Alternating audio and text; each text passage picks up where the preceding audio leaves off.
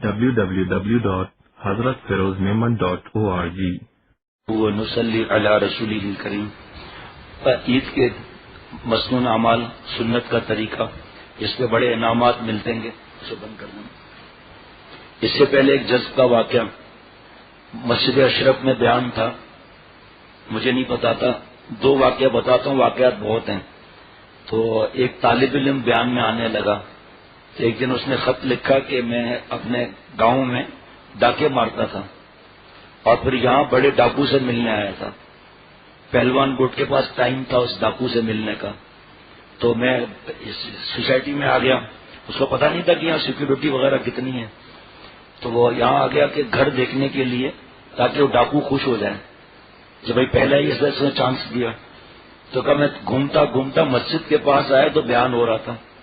اچھا، اس دن بیان جذب کا تھا کہ اللہ کیسے اللہ والا بناتے ہیں۔ انہوں نے بتایا کہ میں نے ڈاکہ چھوڑ دیا اور مدرسے میں دوسرے دن داخلہ لے لیا۔ ایک کس کام سے آیا تھا؟ اللہ سے معافی مانگنے نہیں آیا تھا، نیک بننے نہیں آیا تھا۔ ایک صاحب بیان میں آنے لگے، داڑھی آ گئی، آتے رہے۔ ایک دن کہا کہ دوست نے کہا مجھے یقین نہیں ہے، میں نے کہا میرے پاس لے آؤ۔ کہا میں اغوا کرتا تھا لوگوں کو، اور وہ بھی اسی طرح آیا تھا تاڑ میں، اور بیان میں بیٹھ گیا، جمعرات کا دن تھا، مرکزی بیان۔ پھر داڑھی آ گئی، کہا پھر جب یہ چوتھی شرط میں نے سنی کہ جس کا حق مارا اس کا حق واپس کرنا، تو پہلے تو جو چھوٹا موٹا گڑبڑ کرتا ہے، پہلی دفعہ کا میں نے جو ہے وہ ایک آدمی کو ڈرایا اور اسے 10 لاکھ روپے لے لیے کہ اغوا کر لوں گا، پیسے دے دیں۔ تو اس نے بیچارے نے دے دیے 10 لاکھ روپے۔ کہا جیسے ہی پتا چلا جس کا حق مارا اس کا حق واپس دینا، تو 10 لاکھ روپے میں اس کو دینے چلا گیا۔ بیان سننے کے بعد جا کے میں نے ان سے کہا کہ میں نے آپ کو ڈرایا تھا اور مجھے معاف کرنا، قیامت کے دن گردن نہیں پکڑنا، یہ آپ کے 10 لاکھ روپے۔ تو وہ آدمی کا کیا حال ہوگا؟ کہا اچھا میں چلتا ہوں، مجھے معاف کر دیا؟ کہا معاف کر دیا؟ ارے اب تو دعائیں دے رہا ہوں۔ کہ اصل میں میرے پاس پیسے ہیں نہیں واپسی کے بس کے لیے۔ سیٹھ صاحب نے پتا کیا کیا؟ 50 کا نوٹ اٹھا کر دے دیا اس کو۔ 10 لاکھ بچے، 50 کا نوٹ دے دیا۔ میں نے کہا یہ 50 جو ہے وہ صحیح ہے۔ پھر اس شخص نے مزدوریاں کی، چوکیداریاں کی، پھر مال ملا نہیں۔ ایک دن میں بیان کر رہا تھا مسجد اشرف میں، ہماری مسجد اشرف جو ہے، تو سیکورٹی کے کپڑے اور گنیں لگی ہوئی، یہ میں نے کہا کیا ہو گیا بھائی تو؟ سیکورٹی کمپنی میں جاب کر لیا۔ میں نے کہا پاگل آیا تو کر، داڑیاں بھی کم ہو جاتی ہیں پھر، تو ابھی تو کیسے آ گیا؟ کیا باہر سیکورٹی کی گاڑی کھڑی ہے، اس میں 2.5 کروڑ روپے رکھے ہیں۔ ابے میں نے کہا بعد یہاں سے پاگل تو چلیا، تجھے رکنے کا حکم ہے یا نہیں ہے؟ ابے 2.5 کروڑ وہاں رکھے ہیں تو مجھ سے ملنے آیا یہاں پر۔ تو ایسے ہی واقعات ہوتے ہیں، چشمہ ہے۔ اب سنیے، اور اس یقین کے ساتھ میں بھی آپ بھی کیا عمل کریں گے، جو میری ماں بہن بہو بیٹیاں ہیں وہ سوچیں گے ہم کیوں سنیں، ہمارا کیا واسطہ عیدگاہ میں جانے کا؟ تو آپ گھر میں کسی اپنے بھائی یا بیٹے یا ابا کو یا شوہر کو تو سنائیں گی نا۔ ایک دوسری بات، آپ کا بھی اس میں فائدہ ہے سننے میں، سنیے گا آخر میں آپ لوگوں کو کیا انعام ملے گا۔ یہ مفتی محمد نعیم صاحب سے میں نے عرض کیا تھا کہ آپ کچھ عید کے بارے میں سنت کا طریقہ بتا دیں۔ عید کے دن کی تیاری، مسنون اعمال کی تیاری عید کی رات سے شروع ہو جاتی ہے۔ انشاءاللہ مست ہو جائیں گے سنیں گے۔ رسول اللہ صلی اللہ تعالی علیہ وسلم نے عیدین کی راتوں کی خاص فضیلت بیان فرمائی ہے۔ آپ صلی اللہ تعالی وسلم نے ارشاد فرمایا، جو عید کی دونوں راتوں کو زندہ کرے، یعنی شب بیداری کا اہتمام کرے، اپنی طاقت اور اپنے صحت کے بقدر، یعنی اپنی صحت کو مقدم رکھنا ہے، بیمار نہیں کرنا ہے، یہاں تک کہ اگر عید کی رات کو عشاء کی نماز پڑھ کر اور ایسی تھکاوٹ ہے کہ سو گیا اور فجر کی نماز جماعت سے پڑھی اور کوئی گناہ بیچ میں نہیں کیا، عبادت میں رات لکھی جائے گی۔ 1-2 نفل پڑھ لیے، دعائیں مانگ لی، سو گیا، یہ 2 نفل ان 100 نفلوں پر بھاری ہوں گے جس کی وجہ سے فجر کی نماز چلی جائے یا پھر صبح کو گناہ کیے جائیں۔ حق تعالیٰ اس کی بیداری کی وجہ سے اس کے دل کو اس دن زندہ رکھیں گے۔ سننا، کتنے لوگوں نے یہ جملے سنے ہوئے ہیں، اس کے دل کو اس دن زندہ رکھیں گے جس دن لوگوں کے دل مردہ ہو چکے ہوں، یعنی عید کی راتوں کو بھی گناہوں میں، بازاروں کی نظر، چہل پہل، فلمیں، نیٹ، کیبل، جتنے گناہ ہیں اس میں ضائع نہیں کرنا چاہیے. نمازوں کا اہتمام اور معمولات کا اہتمام اپنی طاقت اور صحت کا لحاظ کرتے ہوئے یہ رات بھی لیلۃ الجائزہ ہے، عبادت کی رات ہے. عید کے دن یہ رات ہو گئی، صبح کے اعمال، فجر کی نماز پڑھنا، جہاں فجر کے فوراً بعد کچھ تھوڑی دیر کے بعد ہوتی ہے عید کی نماز، تو اس کو ہم خود سمجھ لیں گے کہ پھر اس میں پھر ہم فجر سے پہلے، جیسے بعض لوگ بقرہ عید میں بعض جگہ عید کی نماز فوراً بیان شروع ہو جاتا ہے فجر کے بعد، اور پھر جیسے ہی سورج طلوع ہوا چند منٹوں کے بعد نماز ہو جاتی ہے. اب گھر کہاں جائے گا سنت کے مطابق غسل کرنے سے، تو فجر سے پہلے ہی عید کی نیت کر کے غسل کر لیتے ہیں. عید کی نماز، عید کے دن فجر میں اپنے معمول سے ذرا جلدی اٹھنا، اور پھر بتا رہا ہوں کہ جیسے جہاں 7:45 نماز ہے تو واپس جا کر غسل کر لیں گے. 6:45 بیان ہے، بہت ٹائم ہے. اچھی طرح غسل کرنا، یہ میں آپ صلی اللہ علیہ وسلم کا عمل بتا رہا ہوں، اور غسل کی تمام سنتوں اور آداب کا خیال رکھنا. پہلے اچھی طرح مسواک کرنا. حدیث پاک میں کہ مسواک منہ کی پاکی ہے، رب کی رضا ہے، اور کلمہ شہادت یاد دلائے گی. یہ مسواک کر کے جو نماز پڑھی جائے، غیر مسواک سے 70 گنا زیادہ ثواب ملتا ہے. اس میں بھی خرچہ نہیں. کوئی کہے گا نہیں آج کل تو مسواک 15 روپے کی ملتی ہے، ہمارے پاس نہیں ہے، تو جاؤ نیم کی ٹہنی توڑو اور مسواک سیٹ کر کے کر لو مسواک، کوئی منع نہیں. منہ کی پاکی رب کی رضا ہے. سوچو مسواک کا کیا معاملہ ہے، ہماری غفلت کتنی ہے اس معاملے میں. 5 نمازیں اللہ پڑھاتے ہیں بغیر مسواک کے. کبھی مسواک نہ ہو تو کبھی یہ انگلی سے بھی ادا ہو جاتا ہے معاملہ. کبھی کی بات کر رہا ہوں، عادت نہیں بنانی چاہیے.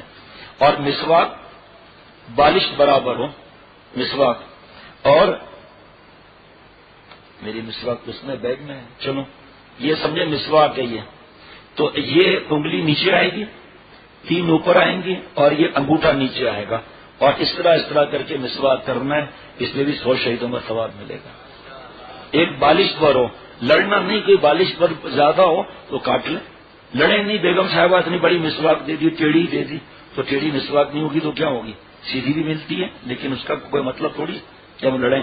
اور جو عمل کرتے ہیں نا، جو عمل کرتے ہیں دفتر میں مسواک، یہ جو میں خود دیکھتا ہوں اس کی بات کر رہا ہوں. واش روم میں مسواک، کیونکہ آج کل الگ وضو کی جگہ تو ہے نہیں. اپنے ہینڈ کیری میں مسواک، اور جیب میں مسواک. ٹرانزٹ میں ہے اور ہینڈ کیری کے اندر مسواک ہوگی. کیوں ہنستا ہے تو ہنسنا. تو اب کلمہ شہادت یاد دلائے گی مسواک. بھائی 10-15 روپے کی مسواک ہے، کتنا دن چلتی ہے؟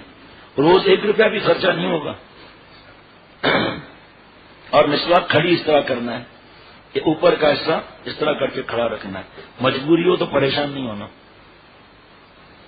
مسواک کرنا اپنے کپڑوں میں، یہ خاص غور کرنا اس بات پر. رات میں تھوڑا تفصیل کیونکہ وقت کم ہے. تمام کپڑوں میں سب سے زیادہ جو اچھا کپڑا ہو اس کو پہننا. نیا کپڑا بھی پہن سکتے ہیں. آپ صلی اللہ علیہ وسلم کو سفید رنگ محبوب تھا، اس لیے سفید رنگ کا فکر عام دنوں میں بھی کرنا چاہیے. لیکن اگر سفید لباس کی طاقت نہ ہو یا نئے کپڑے کی طاقت نہ ہو تو اپنے موجودہ کپڑوں میں جو سب سے زیادہ بہتر ہو اس کو زیب تن کرنا اور خوشبو لگانا. ریا والا لباس پہننا نہیں ہے، وہاں پر اس کا تو پھر بہت بڑا خطرہ ہے. اور رات کو عیدگاہ جانے سے پہلے کوئی میٹھی چیز کھا لینا. آپ صلی اللہ علیہ وسلم 3 کھجور یا 5 کھجور یا چھوارے یا 7 وہ کھاتے تھے. سوئیاں کھانا کوئی ضروری نہیں. یہ چلا مسئلہ وہاں سے کہ سوئیاں جلدی بن جاتی ہیں، بہو بیٹیوں کو محنت نہیں کرنی ہوتی. اگر اس کو ضروری سمجھ کر سوئیاں بنائی گئی تو بدعت ہو جائے گی عید کے دن بھی. اور اگر جلدی ہے اس لیے بنا لیا تو کوئی سختی بھی نہیں ہے. ہاں یہ سمجھ کے کہ بس سوئیاں ہی بنانی ہے یہ منع ہے. باقی اگر گھر والے بنائیں غصہ نہیں کرنا. پہلے ہی بتا دیں کہ بھئی برسوں سے چلا آ رہا ہے کہ ہماری اولاد بڑی ہوگی وہ سمجھیں گے کہ کوئی فرض واجب ہے. اس لیے کوئی چیز دوسری بنا لو، یا کھجوریں رکھی ہیں کھجوریں کھا لیں گے، بس ٹھیک ہے، لڑنا وڑنا نہیں ہے بھائی۔ اور پھر عیدگاہ کے لیے اگر معذور نہ ہو اور کوئی تکلیف نہ ہو، پیدل چل کر جانا، جو مجبوری میں گاڑی میں آتا ہے یا بیان سننے گاڑی میں جاتا ہے تو اس کو وہی ثواب ملے گا، ہر قدم پر وہی ثواب ملے گا۔ ایک راستے سے جانا، دوسرے راستے سے واپس آنا، عیدگاہ جاتے ہوئے تکبیرات کا اہتمام کرنا اور تکبیرات کو آہستہ پڑھنا، کیونکہ عید الاضحیٰ میں مردوں کے لیے قدر آواز سے تکبیر پڑھنا زیادہ بہتر ہے، اس میں بھی چلانا نہیں ہے، لیکن عید الفطر میں تکبیرات کو آہستہ پڑھا جائے۔ جس کے پاس تکبیر لکھی نہ وہ آسان ہے، یاد بھی ہو جائے گی، ہمارے یہاں دوستوں سے کہہ دو وہ آپ کو پرنٹ آؤٹ کر کے دے دیں گے۔ اللہ اکبر اللہ اکبر لا الہ الا اللہ واللہ اکبر اللہ اکبر وللہ الحمد اللہ اکبر اللہ اکبر لا الہ الا اللہ واللہ اکبر اللہ اکبر وللہ الحمد اللہ اکبر اللہ اکبر لا الہ الا اللہ واللہ اکبر اللہ اکبر وللہ الحمد۔ اب آگے مزہ سننا، تکبیرات کی کثرت کا کس طرح حکم فرمایا گیا۔